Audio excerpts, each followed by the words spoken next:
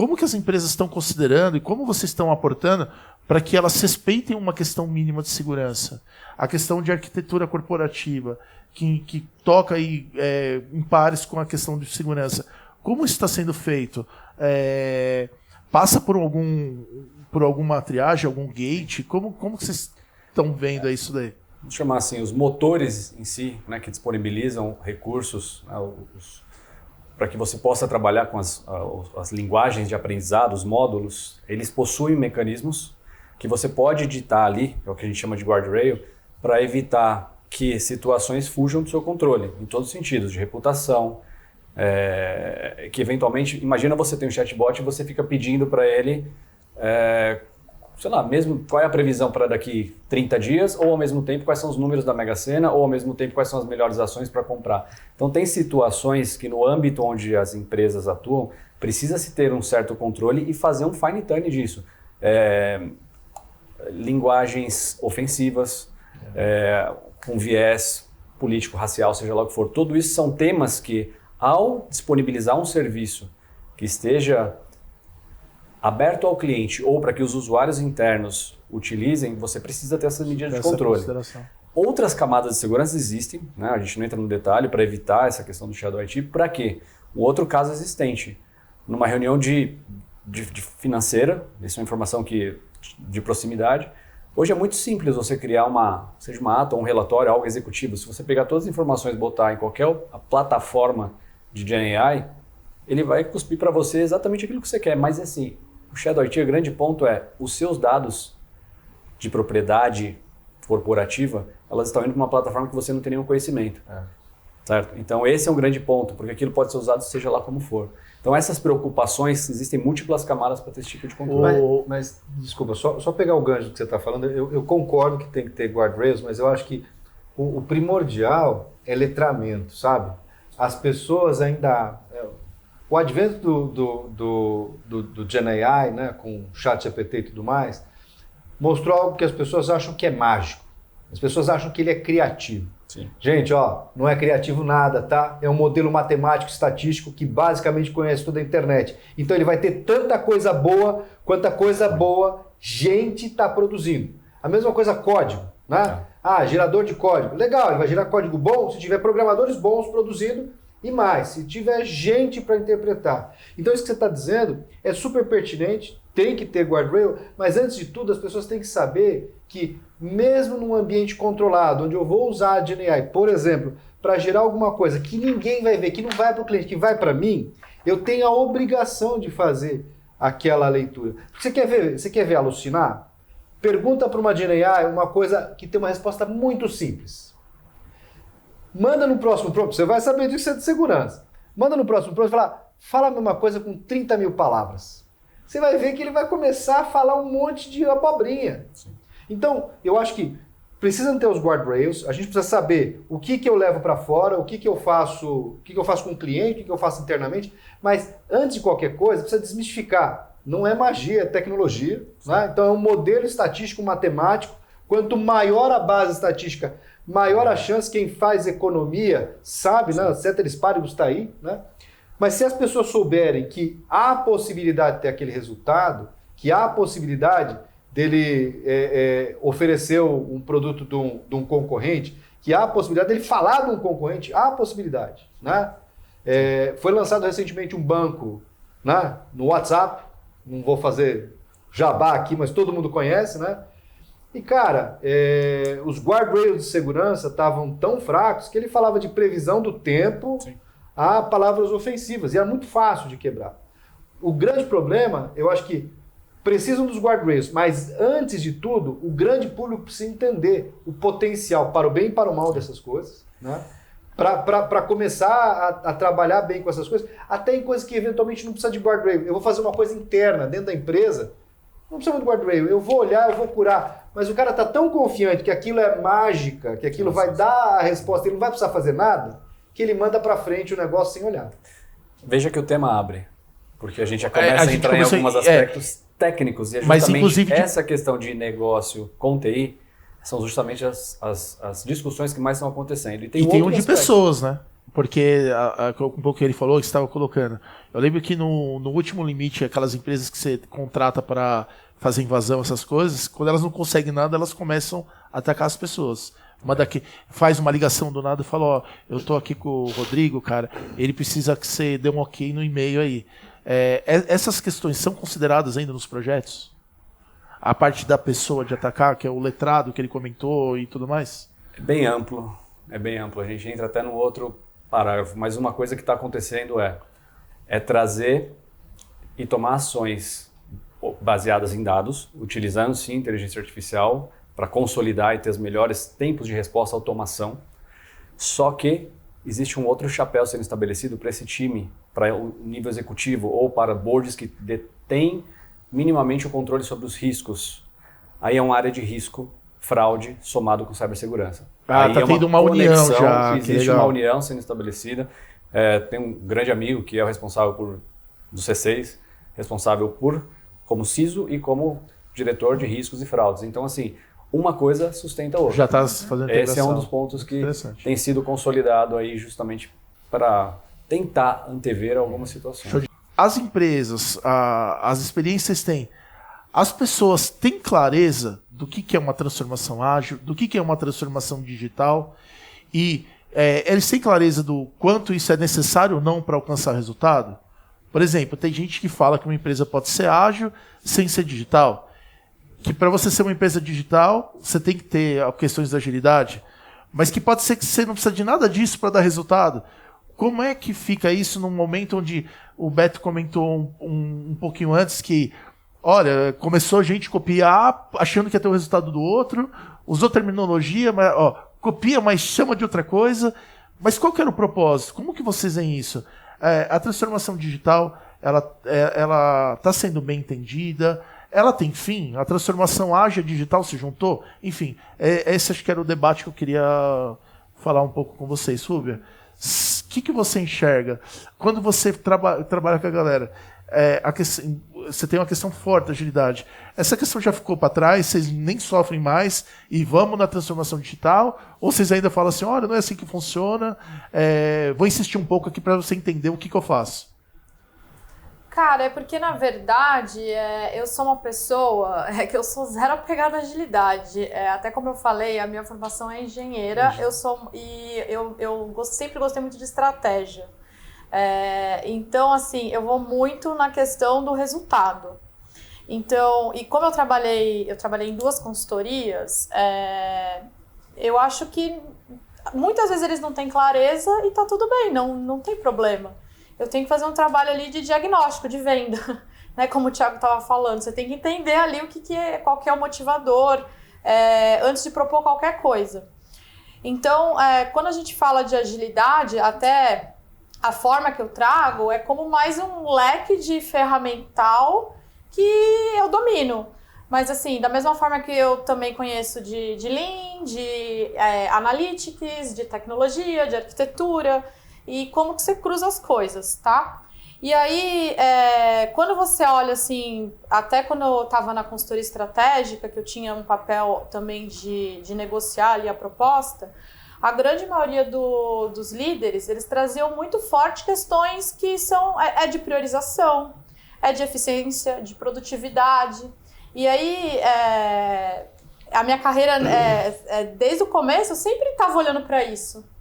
Então, essa questão da transformação ágil foi a palavra do momento. Que foi que encapsulou. Exato, mas todo esse trabalho que eu sempre encabecei foi de resolver problemas de eficiência, né? E aí eu começo a esbarrar em comportamento, em cultura. Às vezes você tem que desatar um nó num time, às vezes você tem que desatar um nó no C-level. E aí não tem uma receita de bolo, que aí eu acho que foi o grande erro dessa transformação. Então, porque uma das coisas que foi debatida e foi uma frase utilizada foi assim, o ágil foi industrializado, que aí pegava, diferente disso que você está comentando, é assim, por que tem que ser assim? Eu lembro que foi comentado algo próximo, tipo, porque a dele tem que ter 15 minutos, e se durar 16, então não tem, acaba. Dizendo da rigidez. Quando você leva essas práticas... e a questão, né? Você falou assim, eu levo práticas de diversas disciplinas. você percebe que, de fato, teve uma hiperindustrialização, eu usei até a palavra hiper aqui, dessas questões da agilidade, do tipo assim, faça isso porque aí você vai ser mais digital ou não, você ter mais resultado, e talvez isso não mostrou o resultado esperado? Como que você enxerga? Eu acredito que teve, mas foi porque algumas empresas, né, elas começaram a ser cobradas para isso, né? Então, eu até brinco assim, que quando eu vi o movimento das empresas contratando Scrum Masters, né, naquela grande quantidade, na minha cabeça a conta nunca fechou. Eu falei assim, como que você mobiliza um time tão grande de eficiência com tanto custo embutido? E aí eu acho que teve questões também do mercado de certificação, dos clientes, esses principais players de mercado pedindo, né, tanto profissional de agilidade, então se abriu-se, né, uma demanda, e aí foi quando acho que desvirtuou, sabe? Realmente virou uma coisa de prateleira. E aí eu acho que se desconectou dessa essência, que é o que eu falo. Eu fui uma profissional de produto, eu trabalhei com gestão de projeto tradicional, e é o que eu falo, assim, tudo que eu faço até hoje, eu estou numa cadeira de agilidade, mas tudo que eu faço continua conectado com a Rúbia de 14 anos atrás.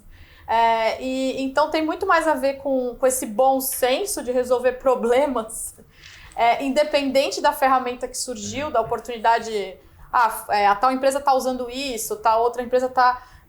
E você questionar os métodos, tá? Então eu vi muita empresa, principalmente na época de Safe, agora é o boom do Kanban, que tipo assim, vamos seguir a onda. Mas cadê o motivador? E até só uma curiosidade, na rotina... Então, mas aí vem uma pergunta, né, que eu coloco para ti, estendo pro Beto e para todo mundo.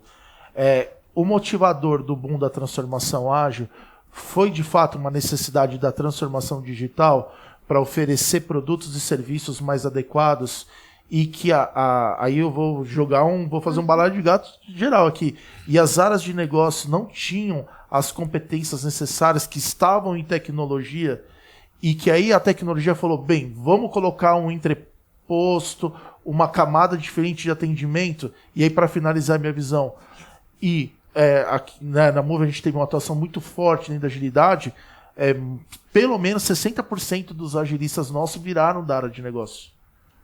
Por quê? Porque eles supriram as áreas de negócio com uma capacidade de algumas temáticas que não existiam. Você percebeu isso? Como que você vê na B3? Como que foi? A B3 ganhou prêmio de agilidade, mas para conseguir alcançar os objetivos de transformação digital, que a agilidade é só um deles. A organização exponencial tem que estar dentro, algoritmos, modelo de organização. Você acha que é claro para as empresas o que é ser uma transformação digital? Ou ainda isso é meio místico, assim, é indefinido, é cinzento? Acho que eu conectando bastante com o que o Robert estava falando, assim, acho que tem uma grande diferença entre mensageiro e mensagem, né? Muitas vezes a gente se apega muito mais no mensageiro do que na mensagem. Então, não interessa o que está na moda agora, ele é feito para reagir ou para entregar algum resultado. E quando você se perde do objetivo do resultado e você tem mais a metodologia ou a forma, você não vai atingir resultado ou o resultado não vai ser controlado, né? Porque cada um interpreta o ágil ou a transformação digital da sua maneira. O que o produto precisa mais ser digital, o que o produto precisa mais digital, o que o mundo está mais digital, o que está sendo digitalizado, são coisas que são negáveis. Então, mas vou pegar um exemplo aqui, para talvez materializar. Por exemplo, definir uma meta, uma meta. Vou usar o nome do momento para meta, OKR. Definir uma meta é uma função de negócio ou requer que um agilista, não importa onde ele está, se na tecnologia, na governança, respondendo para o presidente, que ele faça intervenção? Porque, assim, por vezes eu vejo que as empresas demandam um agilista, porque ele que sabe do OKR. E aí você fala, como é que o cara que lidera esse negócio não sabe o que é definir uma meta? Tem esse problema? Acho que a Rúbia colocou muito bem, cara. Começa com o porquê. Por que eu vou fazer isso? Então, mas um negócio sem meta, tem como? Então, não tem como. Por mas, assim, que, que toda transformação geralmente começa assim, agora nós precisamos definir nossos OKRs? Não, mas é isso que a Rubia está falando. Isso não é do negócio? Por que eu vou transformar? Para que eu vou transformar? Eu acho que essa é a pergunta fundamental. É que é menos sobre papéis e responsabilidades e mais pelo motivador. Então, por exemplo, eu já trabalhei numa empresa que eu implantei o OKR e 3 meses depois eu fui conversar com o e falei, cara, não funciona. Porque não funciona por causa disso. Aí ele, nossa, mas como assim? Eu vou estar fora? Eu falei, cara, confia, não está funcionando. Então, acho que é menos sobre isso. E até uma curiosidade, quando eu comecei a conversar com a Hotmart, a vaga era de PMO global. E eu tenho vários amigos, colegas de mercado, que nem começariam a conversa. E eu falei assim, cara, que curioso, por que a Hotmart, né, uma empresa tão nova, digital, tá com uma vaga de PMO global? E aí eu fui genuinamente entender os motivadores. E eu falei, cara, tem muito mais a ver com... Eles precisam de uma pessoa que resolva problemas de priorização, de informação, de tomada de decisão, porque eles querem escalar e as coisas precisam ser mais rápidas, né? Mais flexíveis. Então, é muito isso aí nessa essência. E deixa eu fazer uma pergunta, isso que você está falando, Rubia. Tipo, por exemplo, você identifica um cenário igual nos clientes que você atende? Porque o que está por trás dessa questão da entrega do portfólio é o que, ao meu ver, despeja todas essas demandas. Vocês percebem isso? Que assim, precisamos entregar, a gente não sabe como, traga o que é necessário aí, como que vocês veem? Não, eu vou muito na linha, talvez dando sequência até no que a Rubia comentou. Não deixa de ser buzzword, né? Ao mesmo tempo é um diferencial competitivo. As duas linhas são muito interligadas. Quais duas linhas? Quando você Transformação digital e agilidade em si tem que correr junto. Transformação digital é você ter infraestrutura, ter a arquitetura por trás para poder fazer com que a agilidade aconteça. Só que sem ter as pessoas e processos definidos, não vai acontecer. Tem uma frase que, não sei se a gente está discutindo sobre o tema específico. A frase que eu até anotei, TI demora 6 meses para responder um bom dia. Exatamente. Essa é a frase colocada. Você acha que numa abordagem como essa, a TI está envolvida no processo de transformação digital ou de agilidade? Seguindo o aspecto operacional do dia a dia, ela não está nenhum nem outro, um aspecto como esse. Isso é só uma pequena fotografia dentro de um âmbito amplo, né? Na qual se aplica, mas acaba sendo um pouco mais diferencial competitivo. Da nossa abordagem, a gente trabalha muito sim no conceito de modernização, mas existe todo uma fundação, são pilares para fazer otimização, para de fato garantir que aquele investimento que está sendo feito ele está sendo bem utilizado. Então tem todo um ecossistema para garantir que de fato a migração aconteça, né? Mas aí a modernização é numa outra pegada. A gente, eventualmente, em alguns dos cenários, clientes que já nascem 100% em nuvem, eles já nascem modernizados e pode chamar do que ele quiser, foi ágil, foi uma transformação, mas todo o processo de transformação de fato de uma empresa enterprise que já está no mercado há 30, 40, 50 ou 100 anos, ela é gradativa. E aí é onde vem aquele lance que a gente falou desde o primeiro tema, é a cultura. É o quanto a galera está comprando aquela energia de falar, não, vamos fazer, vamos trazer. É aquela história do manobral transatlântico, né? Você tem que ir trazendo as práticas, referências, e não adianta imposição. É onde as techs vêm como jet ski, elas têm autonomia e de fato são ágeis para poder tomar decisões rápidas, né? E a tecnologia age a favor dos dois, mas assim, quem está mais disposto a isso? Tem um terceiro tema, que aí a gente entra bastante na seara do Thiago, e é assim, né? As empresas estão preparadas para atender com agilidade e manter a segurança e o compliance, que é assim, poxa, cada vez mais nós temos que ter a prontidão de colocar um produto no mercado. A gente tem eu lembro que na época da IBM a gente aprendeu até uma frasezinha bonita que era pra gente fazer as vendas. Era o speed to value, não era o time to market, era o speed to value. Como que você vê essa questão da preocupação do pessoal em questão assim, a segurança, ela está on board dentro da construção das soluções, ela continua sendo só, legal, depois a gente vê isso, ou a gente só vai ver isso quando der um problema. Como que você enxerga essa questão aí da preparação em relação a compliance e segurança? Eu divido em alguns pontos, pelo menos uns 4, mas eu gostaria de ter outros também. Eu acho que a gente falou muito em todos os tópicos aqui, a gente trouxe muito a questão da cultura, e a cultura de segurança ela tem que estar muito presente. é uma outra vertente da cultura, porque assim... Deixa eu fazer uma pergunta assim, da sua visão, desculpa te interromper. A segurança é uma área ou é um tema estratégico dentro da empresa? Uma empresa que tem uma área de segurança, ela está no caminho certo ou não? Não posso generalizar, né? Dependendo do segmento, dependendo da indústria, sim, é uma área estratégica. Mas o que eu tenho visto bastante é, mesmo empresas mais generalistas que não tem uma cadeira de board, ela tem alguém que denota de algum conhecimento ou que já fez parte de compliance ou de risco ou de alguma coisa que traz aquele entendimento. E é fomentada por uma área de segurança. Nem sempre segurança está abaixo do CIO também. É muito raro, são poucas ainda as quais estão separadas e que conseguem ter uma interação direta. Tá? Então, por isso que tem que começar por cima. A gente teve até uma situação, coisa simples, uma situação de uma vulnerabilidade encontrada e acabou tendo um incidente num determinado cliente. Andy Jassy, hoje é o CEO da Amazon, ele foi convidado para conversar, para prestar, né, contas do que aconteceu e tudo mais. Então tem um departamento chamado Office of the CISO, são especialistas que são pessoas de mercado que estão lá só para ser meio que um advisor. E ele chegou nesse cliente muito importante e o cliente falou, olha só, o CIO não está na mesa, quem está você vai tratar com o CISO. Ele só levantou a mão e falou, olha só, se segurança é a responsabilidade de todos, eu preciso conversar com ele. Então assim, foi meio que uma forma da gente conseguir ter um engajamento que a cultura começa por cima. E as empresas que começam a ter algumas falhas no aspecto de fazer com que a exceção vire a regra, se perde. Então, mas se começar um exagero do tipo assim, não, eu tenho que colocar a segurança em tudo. É inevitável, por exemplo, quando a gente faz a entrega de solução ou trabalha na construção de solução, existe um custo, inclusive, embarcado nas questões de segurança. Isso pode impactar na agilidade da entrega, como na questão da arquitetura, como na questão de construir as soluções e que vocês também têm prazos, às vezes assumem metas individuais, até tanto eu tenho que entregar. Como que isso é feito? É segmentado? É one size fits all? Como que é? Não tem como o cara, o CISO, falar, não, eu vou cuidar de segurança desses todos. Não, então ele vai fazer o quê?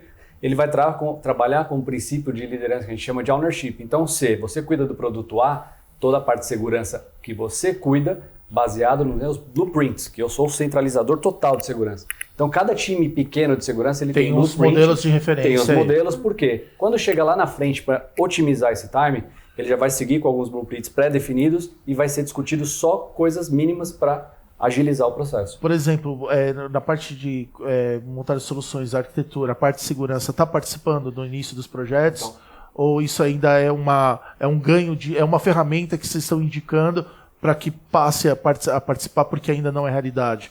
Por exemplo, independente do nível, uma pergunta, independente do nível que se aprofunda a questão de segurança, 100% dos projetos são avaliados na questão de segurança? Então, a gente trabalha muito na ideia da descentralização, né? No conceito lá de Hub Spoke. A área de segurança do BV está sendo consolidada nesse mesmo modelo, né? Então, hoje lá o meu colega que cuida do assunto de segurança, ele cuida também de risco e fraude, né?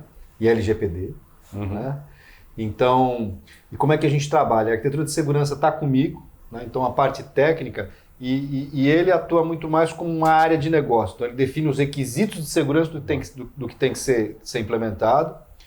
Eu tenho os arquitetos de domínio de segurança que definem as tecnologias específicas e criam, eu costumo brincar, não, as peças de Lego, né, que vão servir para vários contextos. E aí como é que a gente faz isso ficar no banco como um todo, né? Tem um chapter de arquitetura, né? Tem arquitetura de software, arquitetura de solução e de negócio, que eles estão atuando, comendo, bebendo e dormindo lá nas tribos, nas squads. Eles consomem desses padrões, né? Mas, por exemplo, existe um chapter de segurança ou a segurança é um item dentro das suas arquiteturas? Não, a segurança é um item dentro da arquitetura. Esses arquitetos resolvem isso quando tem um tema muito específico. Aí a gente vai para o arquiteto de segurança. Isso. Se não está arbitrado ainda, puxa, eu não sei qual que é a solução que eu dou para isso aqui. A gente chama um negócio de segurança, que é um dos meus pares lá, e ele ajuda a arbitrar. Mas aí você cria um padrão, a partir do momento que você criou o padrão, e a gente tenta fazer tudo isso. Então, por exemplo, a gente tem lá uma implementação que a gente fez que é o Open Policy Agent. O Open Policy Agent é um agente técnico que é capaz de validar a segurança na esteira DevOps, né? Então tudo que a gente faz é pensando nessa questão porque não vai ter gente, não vai ter arquiteto, não vai ter equipe de segurança também suficiente porque são pessoas que têm um conhecimento muito diferenciado, é muito difícil você conseguir gente com esse conhecimento, conseguir manter, né? E escalar tem que ser um modelo de escala, senão não funciona.